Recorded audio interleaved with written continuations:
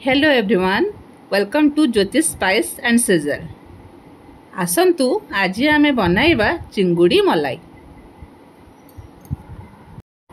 चिंगुड़ी मलाई पाई मु 500 ग्राम चिंगुड़ी को भल भाबरे धोई नेछि।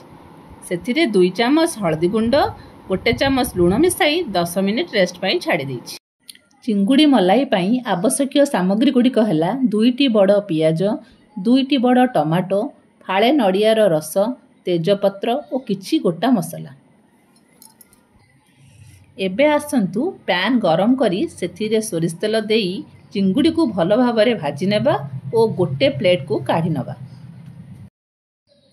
सेई पैन रे आउ किछि तेल देई सेथिरे जीरा तेजपत्र गोटा मसला और काटी करी रखिथिबा पियाज को पकाई भाजीबा।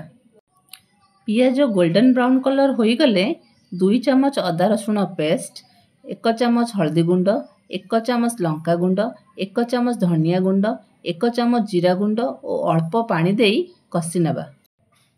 तापरे सेथिरे 1 चम्मच लूण और कटा होइतिबा टमाटो को पकाई भल भाबरे कसी नेबा। मसला भल भाबरे कसी होई गला परे सेथिरे अल्प पानी देई ताकू सिझिया पई छाड़ी देबा। तापरे ढांकुणी खोली भजा होइतिबा चिंगुड़ी को पकाइबा और बटा होइतिबा नड़िया रस को ढालिबा। एबे ताकू भल भाबरे गोलाई फुटिया पई छाड़ी देबा। शेषरे धनिया पत्र पकाई गोटे प्लेट को काढ़ी नबा।